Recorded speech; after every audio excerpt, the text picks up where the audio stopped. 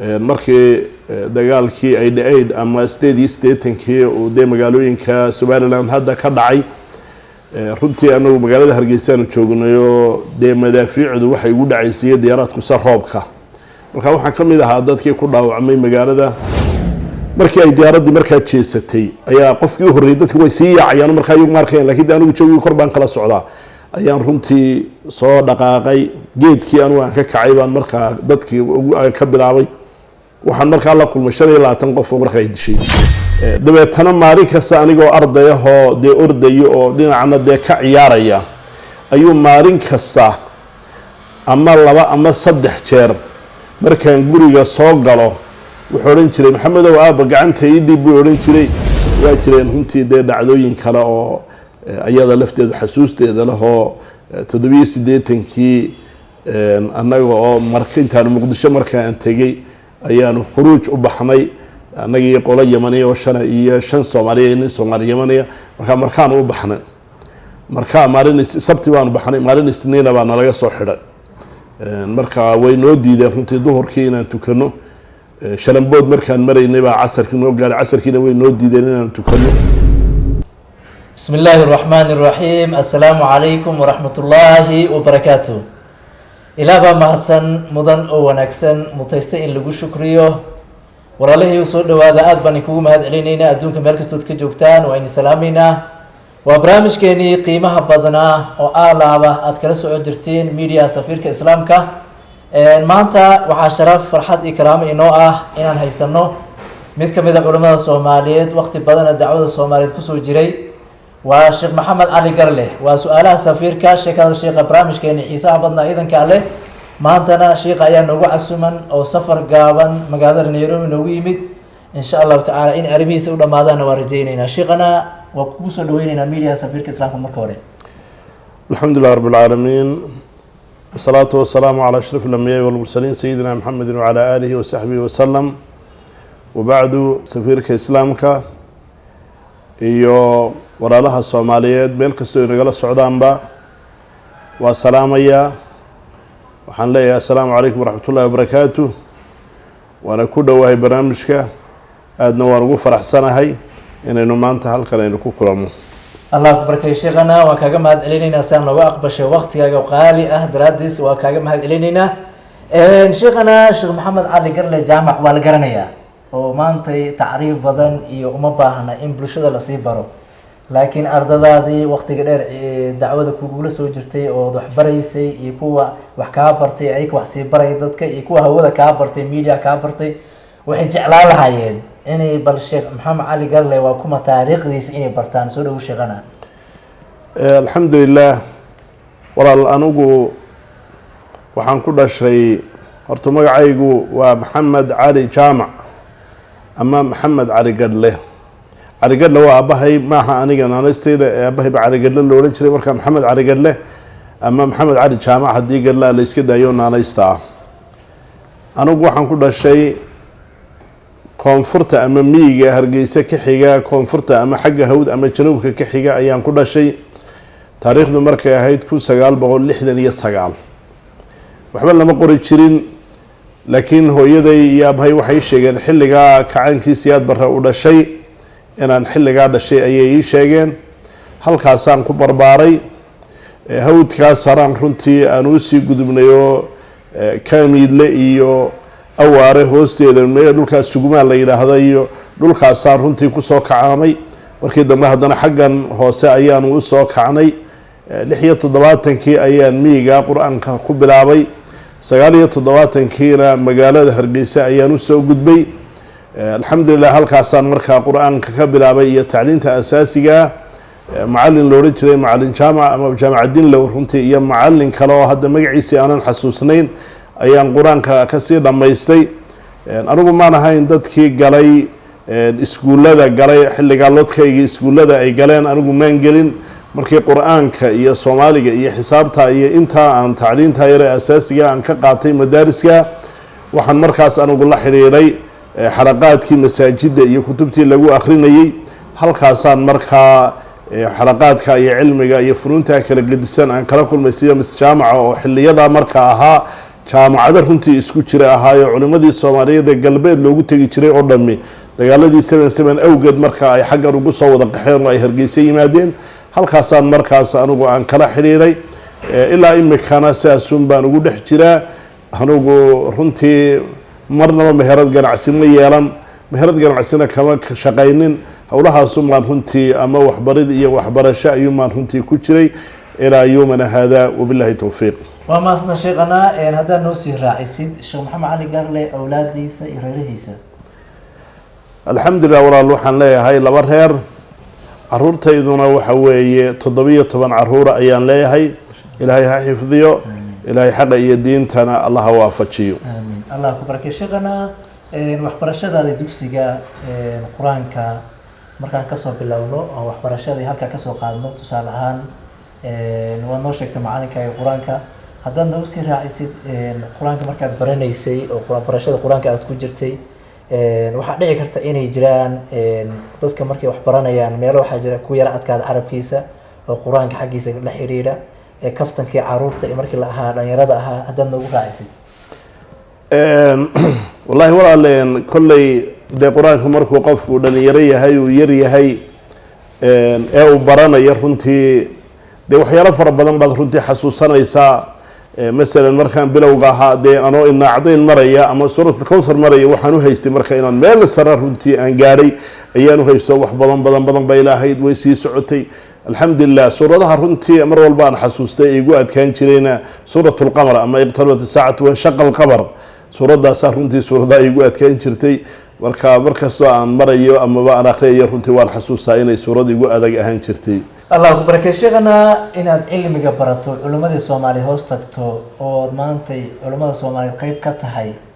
yaa sababku u ahaa alxamdulilah walaal waxaan odhan karaa laba arrimood baa sabab igu ahaa labadubana xagga waalidkayga ayay ka yimaadeen baan anigu isleeyahay mid weeyaane markaa aan runtii miyiga joognay aabbahay iyo hooyaday waxay ahaayeen dad culimada runtii aada u jecel bay ahaayeen aaduna karaameeya u qiimeeya ayagoon runtii culimo ahayn haddana markay culimada socotada iyo ay noo yimaadaan runtii waxbay u loogi jireen oo xoolahay u qali jireen oo waa siin jireen oo saa daraaddeed baan runtii aniguna aada u jeclaan jiray oo aan odhan jiray haddaanay sanad noo imanin talo culimadii maxay noogu iman waayeen runtii taasi waa mid baan odhan karaa oo waxaaban runtii dee culimada muslimiinta in badan iyagoo odhanaya aan arkay qofka doona inuu ilmihiisu ahludiin noqdo ha ilaaliyo yanbaqii an yuraaciya alqurabaa min alfuqahaa inuu dadka qariibka ah ee fuqahada ee culimada inuu ilaaliyo oo waxtaro wayukrimahum wayucadimahum wayuctiyahum inuu karaameeyo inuu maamuuso ay tahay markaa runtii taasi waxaan is leeyahay sababbay ahayd sababta kale iyaduna lasii xidhiidhan runtii xiisaha le waxay ahayd xayaan xagga waalidkeeyo aabbahay allah u naxariistee 79kaas ayuu xanuunsado xanuun faaliga baa ku dhacay markaa dhinaca gacanta bidix iyo lugteeda ayaan shaqaynaynin aniga iyo hooya markaa magaalada ku haynay markaa aan waxbarashada aniguna magaalada la xidhiiray bay ahayd markaa aabbana runtii caqligiisu taam buu ahaa laakiin isma rogi karayninoo aniga hooya runtii u khidmayn jirnay oo u meydhi jirnay oo yacni cuntada siin jirnay oo yacni fadhiisin jirnay oo aada uga shaqayn jirnay runtii dabeetana maalin kasta anigoo ardayahoo dee ordayo oo dhinacna dee ka ciyaaraya ayuu maalin kasta ama 2 ama 3 jeer markaan guriga soo galo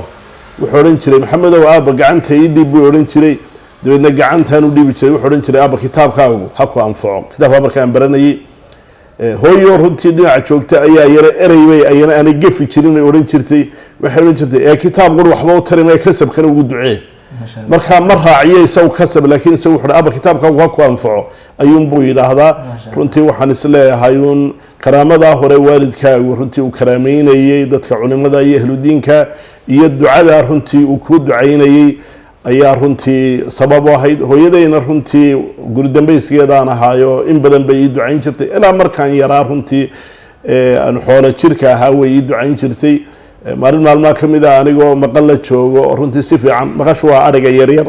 oo si fiican u daaqayso ayaa waxay tihi waxaan idhi talo maqashaa si fiican u daaqaysaa waa iyo dabeetana way dhawaaqday markaasay tihi maxamedow markaasaa hee markaasay tihi meel roonka yeerow markaasaa beri 94kii iyo 29kii markaan jaamaca tukin jiray ba waxay igu odhan jirtay hooyo meeshii roonaydin berigii sheegayaan lahaa meel roonka yeero kii yani meesha fiican ka dhawaaqayay yani waxa weeyaan bay tiri waa masaajidkana bal sii ishaarayay bay tiri malaa beriga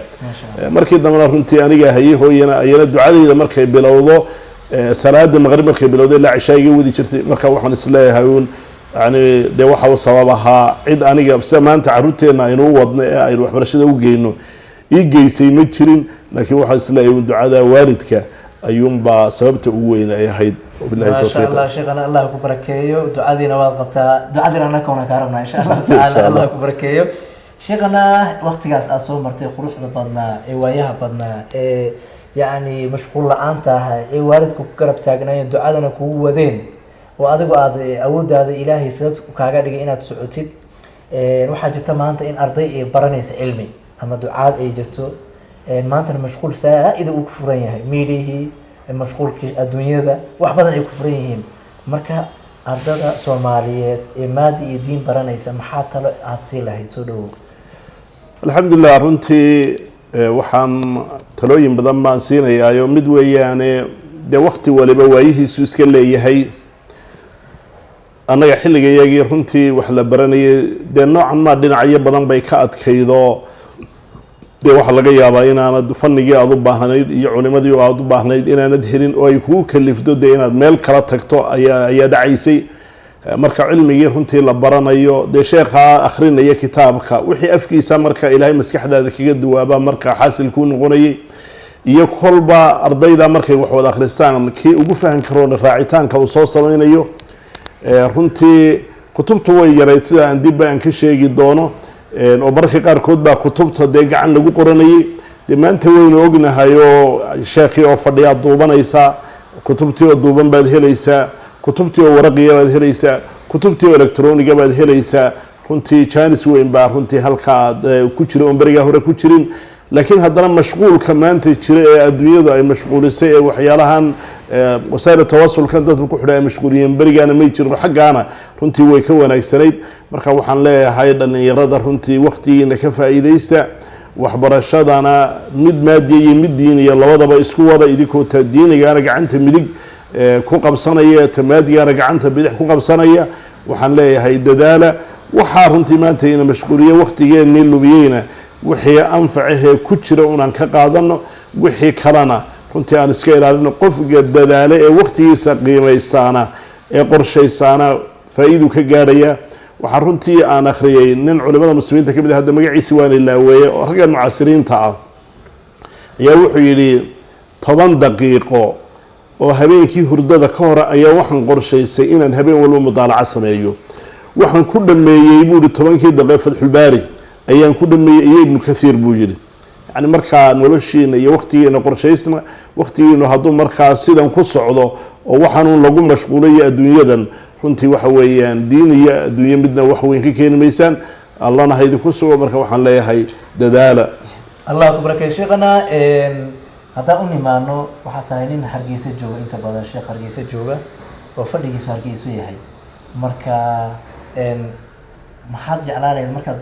mashquulkaaga uu yara aad ka yara baxdo mashquulka dalxiis nooceeb jeclaan lahayd inaad dalxiisto welise soomaaliya dhankeeda kale ma tagtay soo dhow sheekhana alxamdulilah walaal runtii anugu dalxiis inaan dalxiiso oo meelo qurqurux badan runtii aan tago anugu dadka xiiseeye ma ihi laakiin waxaan ugu jeclaan lahaa waqti haddaan helo inaan tuulo kasta iyo magaalo kasta oo soomaali degan tahay inaan tago oo masaajideeda iyo dacwadda iyo khayrka ka soconaya runtii inaan soo arko oo aan mid walba runtii gaadho ayaan runtii jeclaan lahay aniga dalxiisku xaggaas ayaan runtii ka jecelay iyo masaajida runtii inaan ku sugnaado ama u dhowaado anigu xaggaasaan dalxiiska ka jecelay laakiin inaan meelo kala marmaro oo aan iska waqtiga ku lumiyo ma jeceli insha allahu tacaala waan u jeclahay inaan geyiga soomaali degto oo dhan insha allah inaan magaalo walba insha allah cagta dhigo oo aan gaadho aad baan u jeclahay kolley hore waxaan muqdisho waan u tegayo 7 gadaalba ka sheegi doono ilaa markaan xaggan ka gaadhay xaggan kale ilaa boosaasaan ka gaadhay dee xaggan kale yani ilaa booraba jabuuti waa ka gaadhay xaggan dee etoobiya iyadana wax badan baan ka gaadhay marka anigu waxaan jeclahay inaan dadka soomaaliyeed ee walaal meel kastoo joogaan inaan gaadho ama aan runtii ayaan jeclay ما شاء الله الله كبركيه سؤال شيء نقول بس شيخنا أدونك أنت سو جوكتي oo ilaahay cimrigan ku soo siiyay oo waxbarasho ku jirtay oo socod ku jirtay oo dad waxbaraysay oo kitaabo baaraysay maxaa taasir ku yeeshay noloshaada la yaab kugu noqdo ana ilaahay la adahay maxaase ku farxad gelisay soo dhow shaqana wallahi wal alxamdulillah waa jiraan dee waxyaalo xanuun badan oo runtii qofka soo maray oonu ilaawi karin waxyaalo runtii haba yaraadaan isaga runtii farax geliyay oo aanu dee ilaaweynin waa jiraan haddaan runtii ta'alamka aan ku horeeyo markii dagaalkii ay dhacayd ama 88kii oo dee magaalooyinka Somaliland hadda ka dhacay runtii anagu magaalada Hargeysa aanu joognayo dee madaafiicdu waxay ugu dhacaysay diyaarad ku sar roobka marka waxaan ka mid ahaa dadkii ku dhaawacmay magaalada oo xagga dhabarka ayaa faliid madfaciga ka dhacay dabeetana waxaa dadkii dee dhaawac ahaa oo dhan la wada geeyay banaanada ayaa loo saaray magaalada waa laga saaray meel magaalada markaa ilaa 20 kilomitir u jirta Hargeysa xagga waqooyiga geed dibla la yiraahdo halka ay biyuhu uga yimaadaan ee magaalada biyaha looga keeno halkaas ummaddu ay runtii dee dhirta hoosteeda ayaa ummadda dee dhaawac la wada geeyo dee kumanaan gaaraya marka anagoo dhaawac ahoo dooxa geed deeble يعني سida dhirta ay dadku hoos yaalaan oo geed walba 20 ama 30 qof u yaalaan oo de meel 10 kilomitir oo isku weera aan ka yarayn ayaa marin maalmaha kamida oo aan ku qiyaasay xilli duhurkii inay tahay ayaan ka kaadi tagay marka de dhir waaweyn oo gob iyo qurac ah oo dooxa markaas ugu foortaan saawinaala dooxii baan ka talaabay intaan biyo qaatay oo xagga dhinaca kale oo marka galbeediga xigtay ayaan u talaabay diyaaradaha jiray runtii duqeynaya oo dadka dee dhaawaca duqeynaya waxay jirtay diyaarad ka soo horeyn jirto dadku ay maamqaad u bixiyeen oo iyadoo aan waxba ridaynin diyaaradaas markaa sahan bay sameyn jirtay markii aan meeshii ka talaabay aan xagga u talaabay diyaaradii meel dhulkii soo wada martay markii aan kaadii soo dhamaysay aan markaa soo taagay aan dooxii ku soo dhicin qalka ay soo taagay ayay diyaaradii wax duqeynaysayna ay timay miigaahayd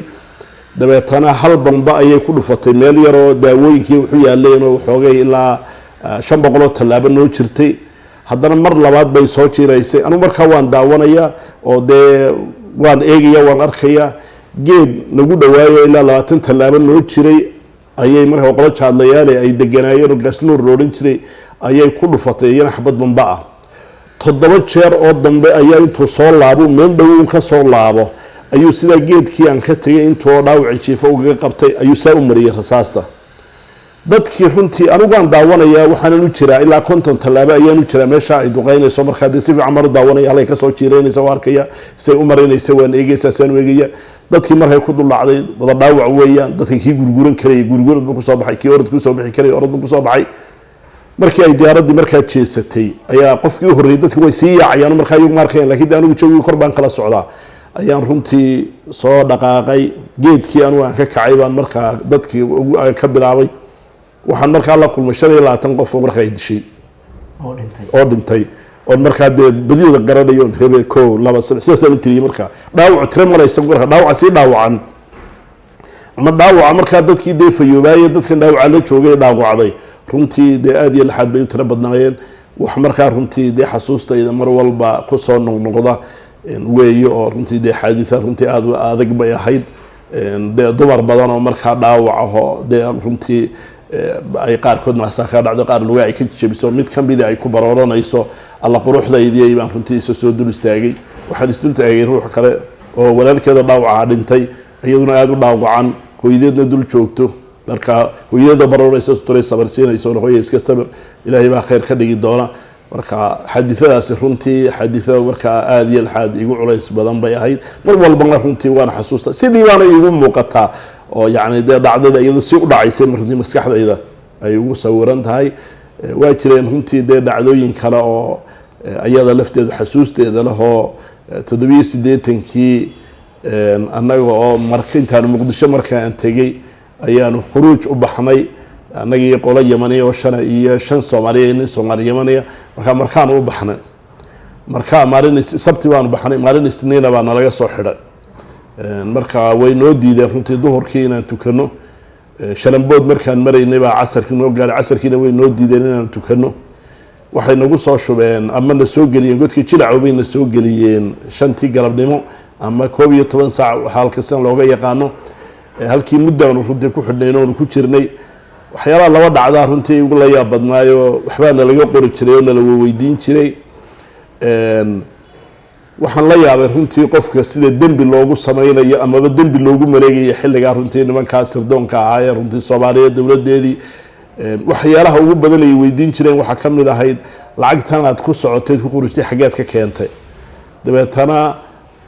waxaan ku uriniyo deeneero arday hooyadii la joogaanahay waxaas baan masariifdeedaas baan ka urursaday waxaan ku baxay marka su'aashaas ay ugu badnayd. dabeetana markay su'aashii igu soo noqotay baa waxaan idhi niyo anigu waxna ma bixiyo waxna layma siiyo. macnaha waxaan uga jeedaa anigu nin adduunyaha soo bixinayo ma yihi cid adduunyo ila soo doonato ay keentaana ma jirto. dabeetana show hadalka marka laga qoro waxa la goynaya lajnadu maxaa ihtimaali karaa baa la oran karaa. markaan muddo xidhnayn baa maalintii dambe la yiri nin walba waxaan la kulmiyay nin meesha haystay waxa la nin walba waxaad ka sheekaysaa bal waxa nimankan ku raaciyay nimankan carabta ah ee dalkay waxa ku raaciyay. dabeetana waxaan ku waraanu wadi kana raaciyay wuxuu sidaan idin raacinay warqadii ogolaanshaha ee la siiyay Sheekh Cabdilaahi Dhookeer wasiirka diinta iyo awqaafda Soomaaliya oo loogadii wasaaradda laho saxiixiisa warqada uu qoray waxaan ku akhriyay saldhiga ayaan ku akhriyay markiina lagu baadhayay ilaa imika naski iyo say u qoray warqadii waan xasuustaa. waxaa loo oran jiray amiirka jamaacada watay Bakhayd markaa wuxuu qoray Sheekh Bakhayd maca jamaacati dakhalu fi alwadan lil hidayah فعليكم بالمناصرة عند إمكانهم في البلاد. ninka amiirka iyo jamaacadiisa dadka inay hanuuniyaan bay u soo galeen yani hal caawiyo intay joogaan. waxaan ku rimeeyay dadku warqada qorindeedii kan raaciyay wuxuu igu yiri wareey dhageyso annagu waanu naqaanaa nimankan halkii ka yimaadeen adduunyaday wataan baanu naqaanaa waxay u socdaan baanu naqaanaa kaliya waxaan warqada u siino oo ugu sii daynay dadka dhexdooda inay shabakad noo noqdaan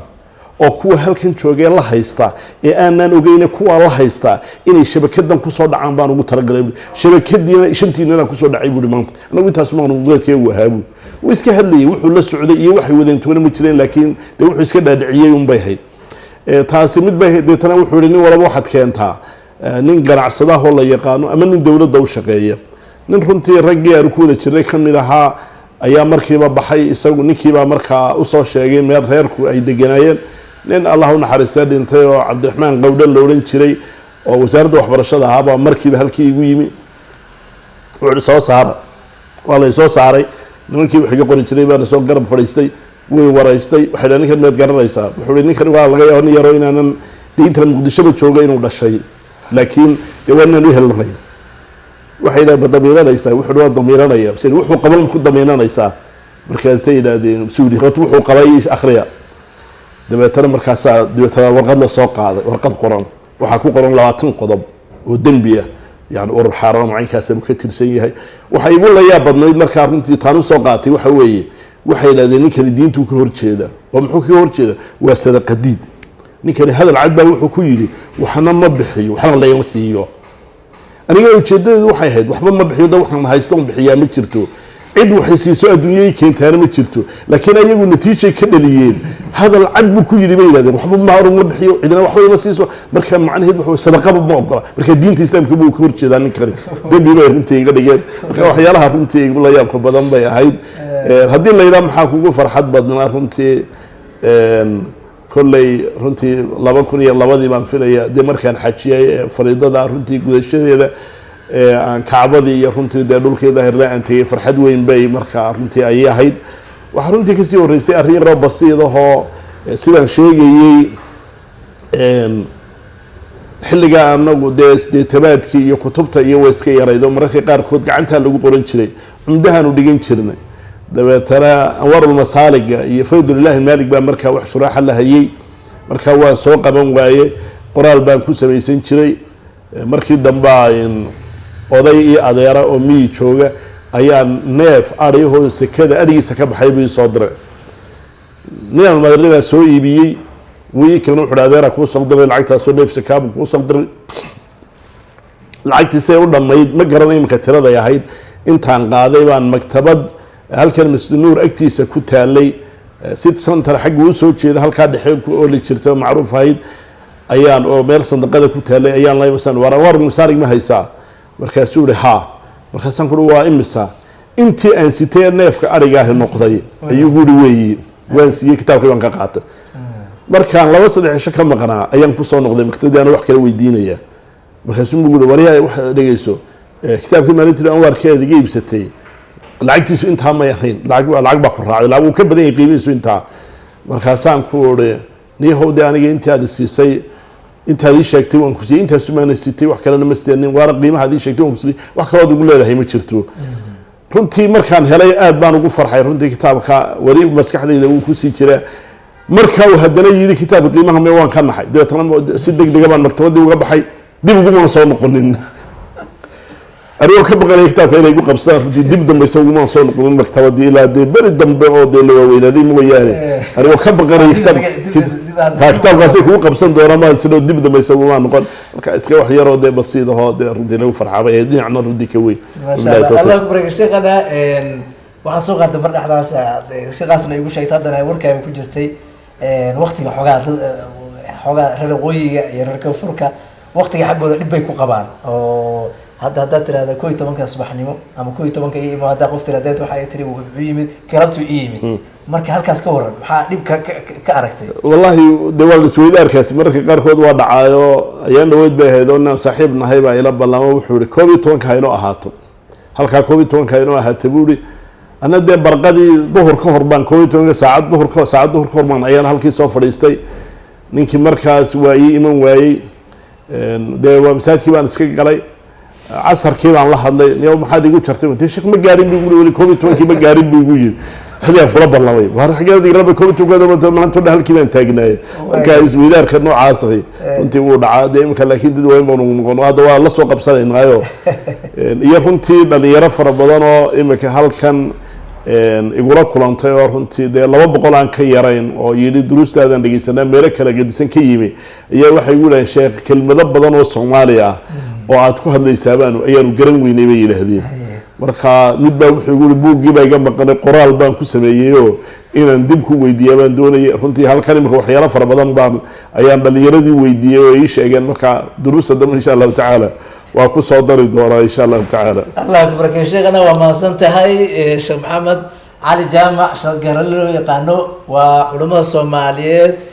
waqti hore dacwada ku soo jirtay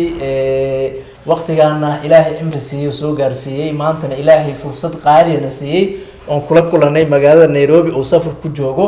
sheekana aad baan kugu mahadcelinayaa waqtiga qaaligaana siisay wax ku leenahay Allah ku barakeeyo cimri dheer caafimaad Allah ku siiyo dib dambe isku aragno intaas aan jeclaanay inaan ku soo koobno barnaamijka quruxda badan ee sheekadooyinka macaan ay ku jirto taariikhda sheekana aan ku baranay ha iloobin ina walaalo badan oo barnaamijkan u baahan si gaarsiisid si ajir adigana weesh walaalo badan oo si bartaan oo billahi tawfiiq wa salaamu alaykum wa rahmatullahi wa barakatuh